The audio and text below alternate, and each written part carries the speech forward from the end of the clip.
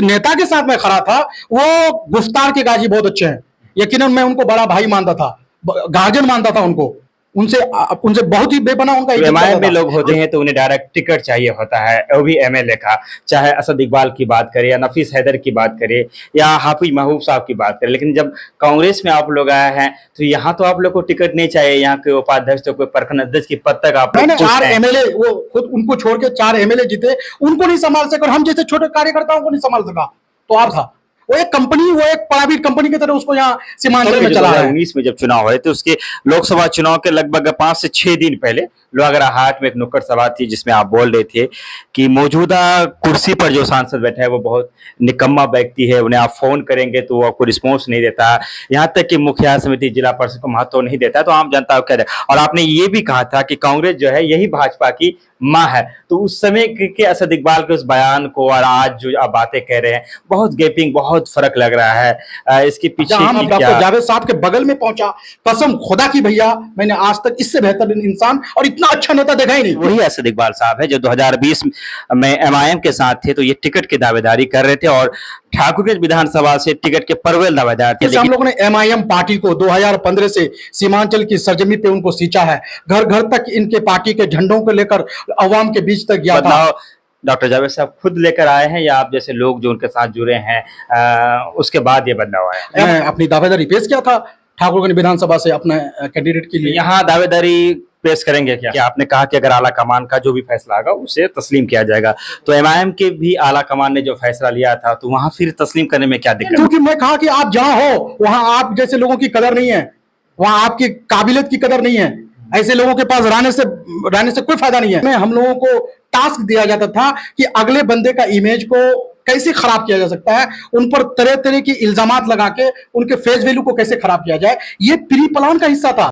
कल हमने कई सड़कों का निरीक्षण करके आया और उनके ठेकेदार से बात की और उनको कहा कि अविलंब आप इस तरह की गलतियों को, इस तरह की कमियों को दुरुस्त कीजिए वरना बख्शे नहीं जाएंगे। प्रूफ तो नहीं कर पाऊंगा और नाम भी नहीं ले पाऊंगा, लेकिन एक बातें चल रही थी लोकसभा चुनाव के दरमियान ही असद इकबाल, संतोष चौधरी और भी जो आप लोग की टीम थी उनको लेकर के आप लोगों ने पहले एमआईएम पार्टी से संपर्क साधने की कोशिश की और एक रकम की आप लोगों ने डिमांड की होगी और उस डिमांड को फुल फ्लेज नहीं किया गया। फिर आपको जहां से वो डिमांड पूरी हो गई फिर जाकर के आप लोगों ने वहां जाकर के अपना समर्पण दिया। तो इसमें सौदा साहब उनके वर्करी करना पड़ेगा, उनके लिए आपको वोट मांगना, क्या प्लानिंग है सौदा साहब को जिताने के लिए? कल हम एमआईएम में थे तो एमआईएम के बहुत बड़े चहेते थे, बहुत अच्छे थे। जब वहां से आए तो देखिए कहीं से कहीं आप जाइएगा ना, इस तरह की लालचन, इस तरह की आप पर इल्जामात लगते रहेंगे, इन सबसे हम लोगों को कोई परवाह नहीं है। खराब आता है। अब असद इकबाल के आगे की राजनीति की जो रणनीति है वो क्या होगा? इसी तरह से अध्यक्ष उपाध्यक्ष ही बनते रहेंगे या फिर कुछ मिशन है, कुछ विजन है, कुछ क्या? ऐसा नहीं करता है। सलाम करता हूं मैं किशनगंज लोकसभा क्षेत्र के अवाम को कि आप लोग पूरे दुनिया में नहीं, पूरे हिंदुस्तानी, पूरे दुनिया में सही फैसला करते हैं। हमारी मौजूदगी असद इकबाल साहब के साथ है जो कि हाल फिलहाल में कांग्रेस के किशनगंज जिला उपाध्यक्ष बनाए गए हैं। सबसे पहले कांग्रेस की तरफ से किशनगंज जिला उपाध्यक्ष बनाए जाने के लिए हम आपको अपनी ओर से, हमारे चैनल की ओर से मुबारकबाद पेश करते हैं। बहुत बहुत शुक्रिया आपका और आपके चैनल का। क्या कहना चाहेंगे जो ये जिम्मेदारी मिली है, जो ये पद मिला है? मैं चाहूंगा संक्षेप में पहले ये बताया कि आप कैसा महसूस कर रहे हैं इस नई जिम्मेदारी के साथ? यकीनन मैं बहुत गर्व महसूस कर रहा हूं और सबसे पहले मैं अपने नेता माननीय सांसद जनाब डॉक्टर जावेद साहब का मैं बहुत बहुत शुक्रिया अदा करना चाहता हूं कि उन्होंने मुझे इस लायक समझा और इतनी बड़ी जिम्मेदारी से मुझे नवाजा। और हमारे जो जिला के कांग्रेस परिवार है, कांग्रेस कमेटी है, मैं उन लोगों का भी शुक्रिया अदा करता हूं कि एक बहुत बड़ी जिम्मेदारी मुझ पे उन लोगों ने दिया है। इंशाल्लाह मैं उन लोगों की इस उम्मीद पे खरे उतरने की पूरी कोशिश करूंगा। कांग्रेस का जो पैगाम है, जो कांग्रेस माननीय श्री राहुल गांधी जी का जो मैसेज है, जो संदेश है, तो मैं किशनगंज जिला के घर घर तक, गांव गांव तक, बूथ लेवल तक संगठन को मजबूत करके माननीय राहुल गांधी जी के मिशन और उनके पैगाम को पहुंचाने का काम करूंगा और कांग्रेस के संगठन को मजबूत करने का काम करूंगा। कितने दिन हुए कांग्रेस में आने? तकरीबन 3 से 4 महीने। बहुत सारे ऐसे कार्यकर्ता है जो 4 साल, 5 साल, 6 साल से कांग्रेस में जुड़े हुए हैं और उनके लिए मेहनत कर रहे हैं, लेकिन 3-4 माह होने के बाद एक बड़ी जिम्मेदारी मिल गई आपको। तो ये जब आप लोगों ने एमआईएम छोड़ करके कांग्रेस गए थे तब ये वादा किया गया था या ये डील उस समय की थी या बाद में? नहीं, ऐसी कोई बात नहीं है। हमारे जो नेता हैं माननीय सांसद जनाब डॉक्टर जावेद आज़ाद साहब, उनका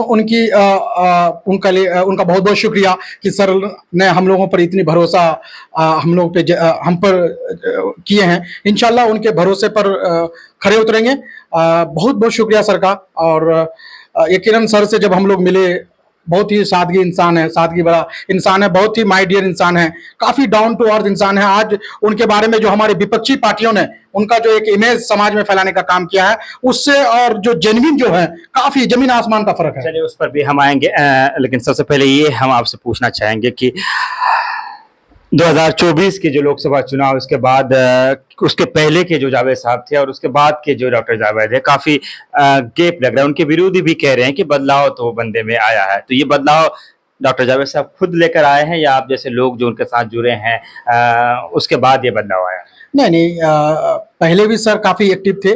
पिछला जो लोकसभा पार्लियामेंट का जो उनका रिकॉर्ड है, काफ़ी बेहतरीन, बहुत ही एक्सेलेंट रहा है कि जो पार्लियामेंट में उसका जो अटेंडेंस होना है और कितने क्वेश्चंस किए, कौन से बिल पे क्या बात की, ये बहुत ही अच्छा रहा है। लेकिन इस बार भी उन्होंने क्योंकि जब किशनगंज लोकसभा क्षेत्र की आवाम उनको बार बार अपने प्यार से, अपनी मोहब्बत से, अपने वोटों से उन्हें उस मकाम तक पहुंचाने का काम किए हैं, तो इंशाल्लाह और भी एक हर इंसान के अंदर एक नई एनर्जी आती है। सर का एनर्जी और भी दोगुना हुआ है और माशाल्लाह बहुत फुल एनर्जेटिक के साथ अभी पूरे लोकसभा क्षेत्र की आवाम का खिदमत कर रहे हैं। अब उनका जो अपना ड्यूटी है बड़ी ईमानदारी से निभा रहे हैं। इससे पहले कि हम असद इकबाल साहब से सवाल पूछे, हम आपसे मुखातिब होकर बताना चाहेंगे ये वही असद इकबाल साहब है जो 2020 में एमआईएम के साथ थे, तो ये टिकट की दावेदारी कर रहे थे और ठाकुरगंज विधानसभा से टिकट के परवेल दावेदार थे। लेकिन जब ये कांग्रेस में आए हैं तो उपाध्यक्ष के पद से अपने आप को संतुष्ट कर लिए हैं। जब एमआईएम में लोग होते हैं तो उन्हें डायरेक्ट टिकट चाहिए होता है, वो भी एमएलए का, चाहे असद इकबाल की बात करें या नफीस हैदर की बात करें या हाफिज महबूब साहब की बात करें। लेकिन जब कांग्रेस में आप लोग आए हैं तो यहाँ तो आप लोग को टिकट नहीं चाहिए, यहाँ के उपाध्यक्ष तो कोई प्रखंड अध्यक्ष की पद तक आप लोग खुश हैं। नहीं जनाब, देखिए हर इंसान की अपनी एक ख्वाहिश होती है और एक लालच भी होता है। जब आप एक पेड़ लगाते हैं उससे उम्मीद करते हैं कि ये पेड़ बड़ा होकर एक बड़ा फलदार दरख्त बने, उनसे फल हो या तना उनका हो, उनका लकड़ी हो। तो उसी तरह से हम लोगों ने एमआईएम पार्टी को 2015 से सीमांचल की सरजमी पे उनको सींचा है। घर घर तक इनके पार्टी के झंडों को लेकर अवाम के बीच तक गया था। एमआईएम पार्टी के नाम पे हम लोग को लोग बैठने नहीं देता था, अछूत समझा जा रहा था उस वक्त। तो उस पार्टी को तब से उनका दामन थामा और उस पार्टी को एक ऐसे मकाम तक लेके आया कि लोग इस पार्टी में जुड़ने के लिए होड़ बचावा था। और अल्हम्दुलिल्लाह सीमांचल की अवाम ने 4 एमएलए भी जिताने का काम किया, 5 एमएलए जिताने का भी काम किया। तो ये हम कार्यकर्ताओं की मेहनत का सिला है। जब हम वहां मेहनत करके इस मकाम तक आए हैं तो यकीनन हम तो वहीं अपनी दावेदारी पेश करेंगे ना। तो मैं अपनी दावेदारी पेश किया था ठाकुरगंज विधानसभा से अपने कैंडिडेट के लिए। यहाँ दावेदारी पेश करेंगे क्या? देखिए क्या, मैं अभी महागठबंधन में हूँ। अभी महागठबंधन अगर आगे चल के अगर मुझे भी अगर टिकट देती है तो मैं इलेक्शन लड़ूंगा इंशाल्लाह। ये तो हमारी जो महागठबंधन है, जो हमारे पार्टी के आला कमान है, ये उन पर डिपेंड करता है क्या है, क्या होगा नहीं होगा, आगे परिस्थिति क्या होगी। आला कमान का जो फैसला होगा उससे खुश रहेंगे? बिल्कुल खुश रहेंगे। बहुत सोच समझ करके इस पार्टी में ज्वाइन किया है। यकीनन विधानसभा जो पिछला विधानसभा चुनाव था उसके बाद से मैंने एमआईएम में मेरी सक्रियता कम हो गया था। मैंने उसको काफी ऑब्जर्वेशन कर रहा था, काफी गहन, काफी सोच विचार कर रहा था और मैंने कांग्रेस के बारे में बहुत कुछ पढ़ा, बहुत कुछ समझा। माननीय सांसद जी को, हमारे जो वर्तमान सांसद हैं जनाब डॉक्टर मोहम्मद जावेद साहब और माननीय राहुल गांधी जी के जो पूरे भारत में न्याय यात्रा चला, इनसे काफी प्रभावित हुआ। वो सोच समझ आपके जवाब से एक सवाल निकल कर आता है कि आपने कहा कि अगर आला कमान का जो भी फैसला होगा उसे तस्लीम किया जाएगा, तो एमआईएम के भी आला कमान ने जो फैसला लिया था तो वहां फिर तस्लीम करने में क्या दिक्कत? मैंने तस्लीम किया था। मैंने ऐसा नहीं कि पार्टी में मुझे टिकट नहीं दी थी तो मैंने पार्टी को छोड़ दिया था। मैंने विधानसभा में पार्टी को छोड़ा नहीं था, पार्टी के साथ खड़ा था। मैंने 4 विधायक जब छोड़ के चले गए उस वक्त भी पार्टी के साथ खड़ा था। लेकिन जिस नेता के साथ मैं खड़ा था वो गुफ्तार के गाजी बहुत अच्छे हैं। यकीनन मैं उनको बड़ा भाई मानता था, गार्जियन मानता था उनको। उनसे बहुत ही बेपनाह उनका इज्जत करता था, आज भी करते हैं। ऐसा नहीं है कि उनके लिए इज्जत कमी हो गई है, लेकिन वो गुफ्तार के गाजी हैं। उनके अंदर राजनीतिक नेतृत्व की क्षमता नहीं है। जब हम 4 एमएलए, वो खुद उनको छोड़ के 4 एमएलए जीते, उनको नहीं संभाल सके और हम जैसे छोटे कार्यकर्ताओं को नहीं संभाल सका, तो आप समझ सकते हैं कि वहां हम जैसे लोगों को रहना कोई फायदा का चीज नहीं था, कोई बेनिफिट नहीं था। हमारी जो एनर्जी थी, जो हमारे अंदर जो पोटेंशियल था, उसका वहां यूज नहीं हो रहा था। वो एक कंपनी, वो एक प्राइवेट कंपनी की तरह उसको यहाँ सीमांचल में चला रहे हैं, जिनका बस उनकी पार्टी का चलाने का एक अलग आइडियोलॉजी है जो हम लोग पसंद नहीं करते हैं। संतोष चौधरी, नफीस हैदर, अरशद इकबाल तीनों साथ लोकसभा चुनाव में आप लोगों ने एमआईएम को छोड़ा और कांग्रेस से अपना नाता जोड़ा। तो इसमें एक बात निकलती है जब हम लोग बैठते हैं कि इसका जो मास्टरमाइंड था वो असद इकबाल थे। एक आरोप भी है और एक तरह से लोग कह भी रहे हैं। तो क्या लगता है मास्टरमाइंड आप ही थे इन तीनों को लेके जाने में? बिल्कुल, अगर कोई लोग इस बात का आरोप लगा रहे हैं या कह रहे हैं, तो मैं इस आरोप को बड़ी ही ईमानदारी के साथ स्वीकार करता हूं कि मैं जनाब संतोष चौधरी, जनाब नफीस हैदर साहब को यहाँ लेके आया, क्योंकि मैं कहा कि आप जहां हो वहां आप जैसे लोगों की कदर नहीं है, वहां आपकी काबिलियत की कदर नहीं है, ऐसे लोगों के पास रहने से कोई फायदा नहीं है। चलो हम लोग एक नहीं रहा हमवार करते हैं, और जहां हम लोग आए आज अल्हम्दुलिल्लाह वहां भरपूर प्यार मिल रहा है। जो हमारे जो माननीय सांसद जी हैं जनाब डॉक्टर जावेद आजिज साहब, छोटे भाई के तरह हम लोग को उंगली पकड़ करके लेके चलने का काम कर रहे हैं।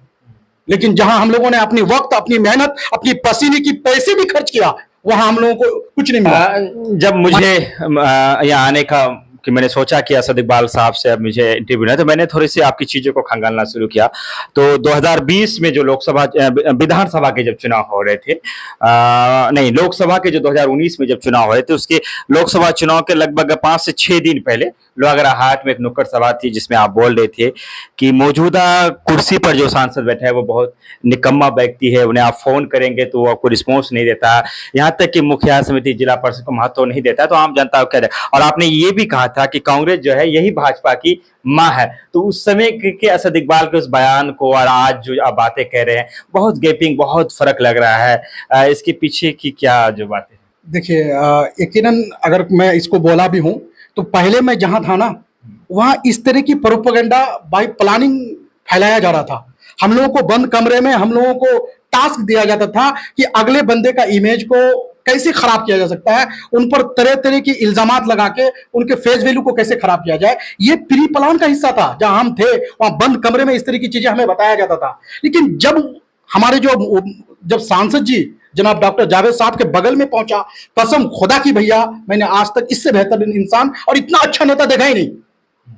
लेकिन जहां कल थे, कल इसी तरह की प्रोपेगेंडा फैलाया जा रहा था। ये पब्लिक द्वारा नहीं था, कि पब्लिक नहीं कह रही कि डॉक्टर जावेद साहब निकम्मा या और कुछ। ये विरोधी पार्टी, और खास करके जिस पार्टी का आप नाम ले रहे हैं, जहां मैं पहले था, या इस तरह की प्रोपेगेंडा फैला करके बस दूसरे की फेस वैल्यू को, जिसकी इमेज को धूमिल करने का काम कर रहे थे। अभी देखिए लोकसभा चुनाव में फरोड, एक नकली एमआईएम पार्टी द्वारा एक फरोड लेटर, एक गलत तरीके से एक लेटर जारी कर दिया कि डॉक्टर जनाब जावेद साहब इलेक्शन मर्ज कर गए। ये उन पार्टियों में, अब अभी फिलहाल का मैं ये प्रूफ दे रहा हूं, वहां इस तरह की प्रोपेगेंडा, इस तरह की घिनौनी चीजें फैलाया जा रहा है, बाई प्लानिंग हम लोगों को बताया जा रहा था। लेकिन जब नजदीक आया तो कुछ और पाया। आप लोग बहुत ही एक्टिव लोग हैं और काफ़ी एनर्जी भी है, युवा भी है, काफ़ी जोश भी है। मौजूदा सांसद के भी करीबी है, आपके बहुत सारे विधायक भी है, लेकिन आज भी आप जब क्षेत्र में देखें कि बहुत सारे ऐसे सरकारी काम होते हैं, चाहे भवन निर्माण का काम हो या गली नाला का काम हो। आप ज़्यादा नहीं तो जो हाईवे का जो काम हो रहा है, अगर आप जाएंगे एस 99 की तरफ, जो मिट्टी भराई इत्यादि के जो काम हो रहे हैं, अभी बच्चा भी देख कर कहेगा काफ़ी अनियमितता बढ़ती जाती है। लेकिन उसको लेकर कभी आप जैसे युवा ने राजनीति से हट करके आवाज़ नहीं उठाई जब से पार्टी कांग्रेस से जुड़े हैं? नहीं, ऐसी बात नहीं है। हम लोग गाय बगाए इस तरह की चीजों पे हम लोग खुद निरीक्षण में जाते हैं। कल हमने कई सड़कों का निरीक्षण करके आया और उनके ठेकेदार से बात की और उनको कहा कि अविलंब आप इस तरह की गलतियों को, इस तरह की कमियों को दुरुस्त कीजिए, वरना बख्शे नहीं जाएंगे आप। कल की बात बता रहा हूं मैं, कल हम लोग कई सड़कों का निरीक्षण करके आया। गलत अनियमितता हम लोग नहीं बर्दाश्त कर सकते हैं। जो हमारे माननीय सांसद हैं, इनके एक लंबे राजनीतिक करियर है, लेकिन आज तक उनके दामन पे कीचड़ नहीं लगा, दाग नहीं लगा। तो इसका मतलब है कि हमारे सांसद कितने साफ सुथरे हैं। तो हम लोग उनके कार्यकर्ता हैं, तो हम लोग इस तरह की गलत अनियमितता और इस तरह की चीजों को कतई बर्दाश्त नहीं कर सकते हैं। उन पर काफी डांट फटकार हमारे तरफ से, हमारे सांसद की तरफ से होते रहता है। वो करते हैं, इस पर काफी एक्शन लेते हैं। हालांकि मैं प्रूफ तो नहीं कर पाऊंगा और नाम भी नहीं ले पाऊंगा, लेकिन एक बातें चल रही थी लोकसभा चुनाव के दरमियान ही, असद इकबाल, संतोष चौधरी और भी जो आप लोग की टीम थी उनको लेकर के आप लोगों ने पहले एमआईएम पार्टी से संपर्क साधने की कोशिश की और एक रकम की आप लोगों ने डिमांड की होगी और उस डिमांड को फुल फ्लेज नहीं किया गया। फिर आपको जहाँ से वो डिमांड पूरी हो गई, फिर जाकर के आप लोगों ने वहाँ जाकर के अपना समर्पण दिया। तो इसमें कुछ सच्चाई वगैरह है क्या? देखिए, ये राजनीति में इस तरह का चलते रहता है, लालछन वगैरह लगाया जाता है। जब कल हम एमआईएम में थे, तो एमआईएम के बहुत बड़े चहेते थे, बहुत अच्छे थे। जब वहाँ से आए तो देखिए कहीं से कहीं आप जाइएगा ना, इस तरह की लालछन, इस तरह की आप पर इल्ज़ामात लगते रहेंगे। इन सब से हम लोग को कोई परवाह नहीं है। हम लोग एक मिशनरी आदमी हैं। हम लोग एक विज़न को लेके चलते हैं, जहाँ हमारी अवाम का भला जहाँ होगा, किशनगंज लोकसभा क्षेत्र की तरक्की कैसे होगा, यहाँ की हालात अच्छी कैसे होगी, हम लोग उस चीज़ को लेके चलते हैं और उसके लिए काम करते हैं। इस तरह के इल्ज़ामात वगैरह ये सब आते रहेंगे, जाते रहेंगे, इससे कोई परवाह नहीं हम लोगों को। 2020 में आप चाहेंगे कि किशनगंज से महागठबंधन, इंडिया गठबंधन जो भी कह लीजिए, उनकी जीत हो तमाम तर सीटों पे? यकीनन मैं अभी महागठबंधन में हूँ, तो मैं चाहूँगा कि हमारी महागठबंधन के ज़्यादा से ज़्यादा उम्मीदवार जीते इससे।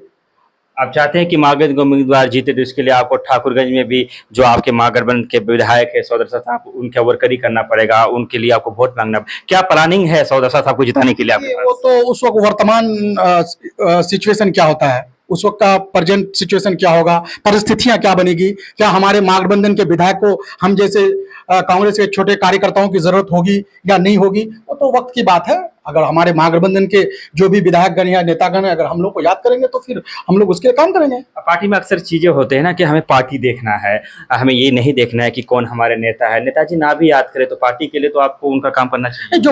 जो हमारा महागठबंधन का जो धर्म है उसको ईमानदारी से निभाएंगे। महागठबंधन के धर्म को हम ईमानदारी से निभाएंगे। बहादुरगंज विधानसभा के आपके की जो बहादुरगंज विधानसभा को लेकर कुछ कहना चाहेंगे, क्योंकि बहुत करीबी रहे आप बहादुरगंज के। हालांकि आप बहादुरगंज के रहे नहीं, लेकिन फिर भी आप जब बहुत एक्टिव हुआ करते थे राजनीति में, तो बहादुरगंज से आपका एक बहुत बड़ा ताल्लुक रहा। मैं समझता हूँ कि अगर अपने फ्रेंड लिस्ट आप निकालेंगे तो सबसे ज्यादा आपके कहीं ताल्लुकात है तो बहादुरगंज में है। तो क्या लगता है बहादुरगंज सीट को लेकर क्या कहना चाहिए? नहीं, बिल्कुल यकीनन हम चाहेंगे कि हमारे जो महागठबंधन का उम्मीदवार हो वो जीते। यकीनन हम चाहेंगे हमारे जो महागठबंधन का जो भी उम्मीदवार हो महागठबंधन से वो जीते। असद इकबाल अपने आप को कहाँ खड़ा पाता है? अब असद इकबाल की आगे की राजनीति की जो रणनीति है वो क्या होगा? इसी तरह से अध्यक्ष उपाध्यक्ष ही बनते रहेंगे या फिर कुछ मिशन है, कुछ विजन है, कुछ क्या राजनीति में असद इकबाल खुद के बारे में क्या सोचा है? बस एक कांग्रेस का एक अदना सा कार्यकर्ता और एक जिम्मेदार कार्यकर्ता के तहत अपने आप को कांग्रेस में अपना वक्फ करूंगा। कांग्रेस पार्टी के लिए, कांग्रेस का मिशन और विजन के लिए जो हमारे माननीय राहुल गांधी जी कितनी खूबसूरत बातें कहें, मोहब्बत का पैगाम, मोहब्बत का दुकान हम खोलते चले जाएंगे, बस उसके पैगाम को अवाम के बीच तक पहुंचाने का हम भी काम करेंगे। एक पार्टी जनस्वराज, प्रशांत की जनस्वराज, वो भी बिहार में सक्रिय हो रही है और लगातार राजद और बीजेपी पे वो हमलावर है। दूसरा कुछ बात चल रही है कि सीमांचल की भी अपनी एक पार्टी होगी। इन दोनों पार्टियों को लेकर के असद इकबाल राजनीति से हटकर व्यक्तिगत रूप से क्या अपना ओपिनियन क्या रखता है? देखिए, सबको राइट से अपना अपना अधिकार है पार्टी बनाने का, पार्टी लॉन्च करने का। यकीनन मेहनत करें वो लोग, सबको अधिकार है अपनी मेहनत करने का। पब्लिक, अवाम, जनता फैसला करेगी। अवाम सब जानता है कि किधर क्या है, कौन किसके साथ है, कौन किसके साथ जुड़ा हुआ है, कौन किसका बी टीम है, कौन किसका ए टीम है। पब्लिक बेहतरीन, मैं किशनगंज के, मैं तो अब समझता हूँ, पहले मैं थोड़ा सा कभी कभी नाराज होता था कि हमारे किशनगंज लोकसभा क्षेत्र के लोग, अवाम बेहतर फैसला नहीं करते हैं। सलाम करता हूं मैं किशनगंज लोकसभा क्षेत्र के अवाम को कि आप लोग पूरे दुनिया में नहीं, पूरे हिंदुस्तानी, पूरे दुनिया में बेहतर लोग हैं, सही फैसला करते हैं, बेहतर फैसला करते हैं। पूरे हिंदुस्तान ही नहीं, पूरी दुनिया को पैगाम दिए हैं यहाँ के लोग। हमेशा अमन का जो पैगाम यहाँ से पूरी हिंदुस्तान ही नहीं, पूरी दुनिया को जाने का काम किया है, उनको बरकरार रखते हैं। बहुत अच्छे लोग यहाँ के हैं, बहुत चालाक और बहुत जागरूक हैं।